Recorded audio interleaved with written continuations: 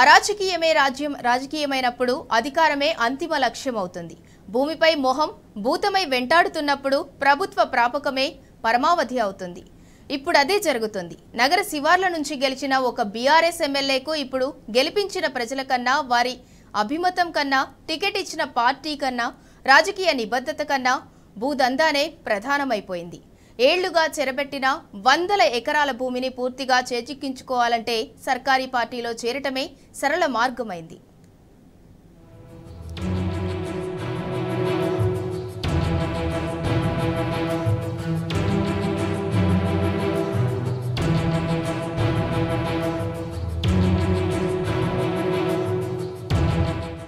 తెలంగాణలో ఫిరాయింపుల కోసం 3B ఫార్ములా నడుస్తుంది. అయితే భూములు లేదంటే బిల్లులు, కాదంటే బ్లాక్ మెయిలింగ్. ఎమ్మెల్యేలను లొంగదీసుకోవడానికి ఇది లెక్క. చెరబట్టిన భూములు నీకే ఉండాలనా? పెండింగ్ బిల్లులు విడుదల కావాలనా? కేసులు పెట్టకుండా ఆగాలనా? అయితే గోడ దూకు, మా పార్టీలో చేరు, కండువా కప్పుకో. ఇప్పుడు ఇదే ఆఫర్. ఫిరాయింపులకు తెర లేపుతుంది, గత్తర లేపుతుంది. 10 ఏళ్ల బీఆర్ఎస్ ఎమ్మెల్యేగా ఉన్న కేసీఆర్ ప్రభుత్వంలో ఆయన ఆట ఇంచు కూడా ముందుకు సాగలేదు. కానీ అదే నేతకు కాంగ్రెస్ వల్లే చేరితే భూమి అయితేనే మేయవచ్చనే ఆఫర్ దక్కింది. ఇంకేముంది, కండువా కప్పుకునేందుకు మెడ వంగిపోయింది. కేసీఆర్ సర్కారులో సాధ్యం కాని దాన్ని ఇప్పుడు సుసాధ్యం చేసుకోవచ్చన్న ఆశ సర్కారీ దొరల ముందు ఆయన్ను సాగిలపడేలా చేస్తుంది.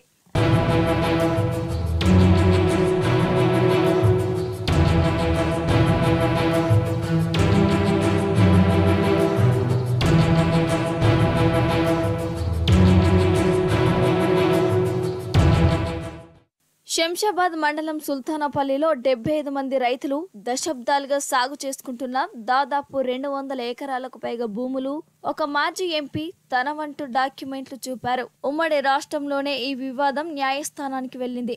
ఆపై ఒక ప్రజా ప్రతినిధి రంగప్రవేశం చేసి ఇరువైపులా రాజీ కుదిర్చి ఆ భూములను ఒక ప్రైవేటు కంపెనీకి అప్పగించే ప్రయత్నం చేసి భారీగా లాభపడ్డారు. కేసీఆర్ హయాంలో ఈ జాగీర్దారీ భూములపై ప్రభుత్వ అధికారులు న్యాయస్థానంలో పోరాటం చేశారు. దీంతో ఈ భూములపై వివాదం కోర్టులో ఉన్నదని ధరణిలో నమోదు చేసి మ్యూటేషన్లు నిలిపివేశారు. ఫలితంగా సదరు ప్రజా ప్రతినిధి పాచిక పారలేదు.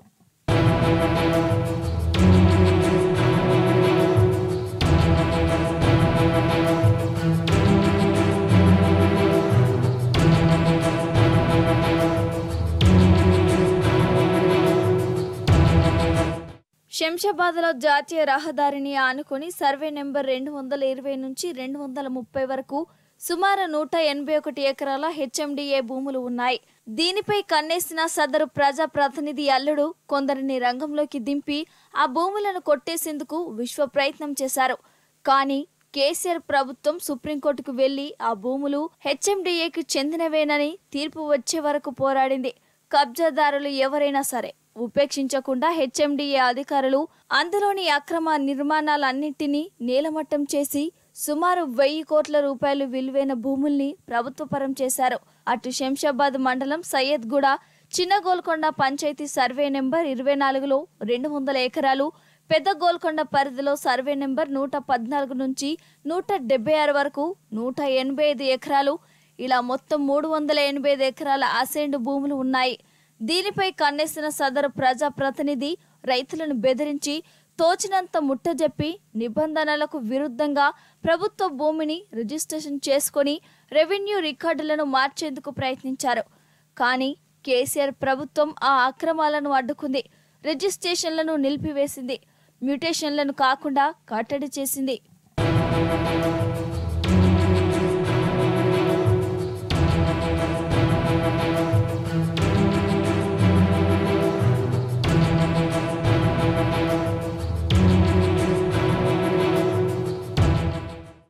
శంషాబాద్ మండలం జాన్సిమియాగూడ పరిధిలోని సర్వే నెంబర్ 4లో జాగీర్దారీ భూములు ఉన్నాయి. అవి నిరుపేదలకు దక్కాలి, లేదంటే ప్రభుత్వ ఖాతాలో ఉండాలి. కానీ కొందరు పెద్దలు ఈ భూములపై కన్నేసి పంచుకున్నారు. ఇందులో సదరు ప్రజా ప్రతినిధి 5 ఎకరాల భూమిని మలుపుకొని ప్రహరీతో గెస్ట్ హౌస్ నిర్మించుకున్నారు. గతంలో ఈ భూముల్ని పేదలకు పంచాలంటూ ప్రస్తుత సీఎం రేవంత్ రెడ్డి టీడీపీలో ఉన్నప్పుడు ధర్నా కూడా చేశారు. సదరు ప్రజా ప్రతినిధి ఆ భూములను పట్టా భూములుగా మార్చేందుకు 10 ఏళ్లుగా ప్రయత్నం చేశారు.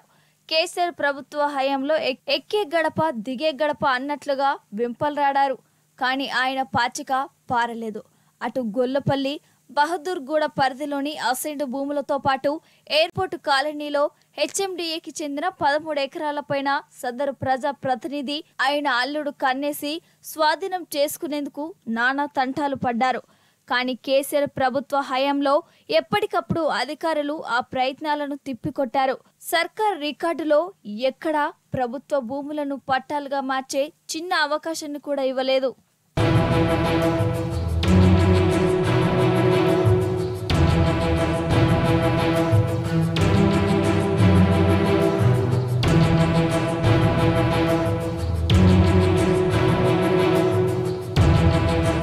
నాలుగు దశాబ్దాల కిందట శంషాబాద్ మండలం సుల్తానపల్లి గ్రామ జాగీర్దార్ భూములపై వివాదం రాజుకుంది.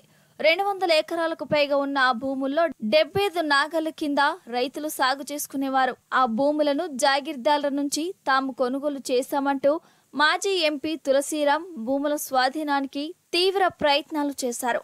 అప్పట్లో ప్రభుత్వాలపై ఒత్తిడి తెచ్చిన వివాదం కొలిక్కి రాకపోవడంతో న్యాయస్థానం పరిధిలోకి వెళ్లింది.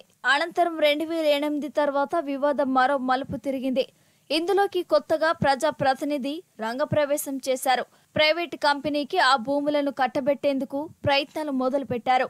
2014 తర్వాత ఈ పని కోసమే అప్పట్లో అధికారంలో ఉన్న బీఆర్ఎస్ లోకి వచ్చిన ఆయన పాచిక పారలేదు. కేసీఆర్ ప్రభుత్వ హయాంలో రికార్డులను ఏమార్చేందుకు ఆయన అనేక రకాల ఒత్తిడి తెచ్చినా సఫలం కాలేదు.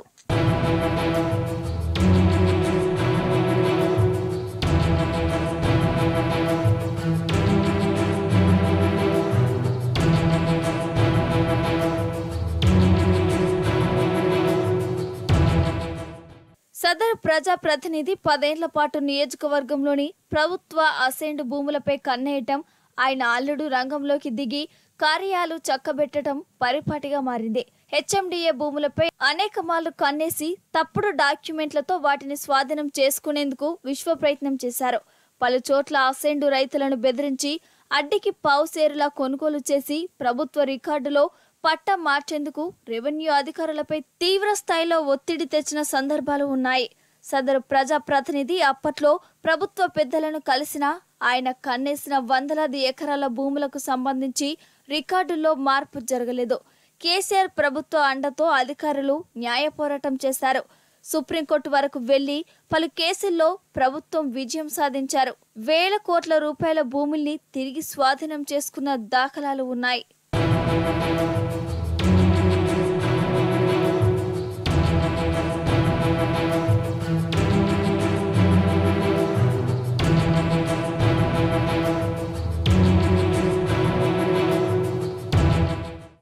కేసీఆర్ ప్రభుత్వం ఉన్నప్పుడు 10 ఏళ్లుగా ఎక్కడ సందు దొరకక తికమక పడుతున్న ఈ ఘనత వహించిన ప్రజా ప్రతినిధి ఇప్పుడు గోడ దూకేందుకు సిద్ధమయ్యారు. తాజాగా అధికార కాంగ్రెస్ వైపు తొంగి చూశారు. ఈ ప్రజా ప్రతినిధికి ఉన్న బూచీని అడ్డు పెట్టుకొని కాంగ్రెస్ సర్కార్ బీఆర్ఎస్ కావాలా, భూములు కావాలా అని పాచిక విసిరింది. గత కొన్ని రోజులుగా జరిగిన చర్చల్లోనూ ఈ భూ లావాదేవీల క్లియరెన్స్ అంశమే ప్రధాన ఎజెండాగా ఉన్నదనే వార్తలు వినిపించాయి. ఈ అక్రమాలకు మార్గం సుగమం చేస్తామని అటువైపు నుంచి గ్రీన్ సిగ్నల్ రావడంతో ఎమ్మెల్యే ఫిరాయింపునకు ముహూర్తం ఖరారైందని నియోజకవర్గంలో పెద్ద ఎత్తున ప్రచారం జరుగుతుంది. అటు సదరు ఎమ్మెల్యేలకు ఉన్న భూదాహం రాష్ట్ర రాజకీయాల్లో చర్చనీయాంశంగా మారింది. మరికొన్ని గంటల్లో ముచ్చటగా 3వ పార్టీ మార్చనున్న శాసనసభ్యుడి భూలీలను ఇప్పుడు నియోజకవర్గంలో కథలుగా చెప్పుకుంటున్నారు. అటు భూ లావాదేవీల కోసమే గతంలో సదరు ప్రజా ప్రతినిధి పార్టీ మారినట్లుగా అర్థమవుతుందని పలువురు రాజకీయ పరిశీలకులు చెబుతున్నారు.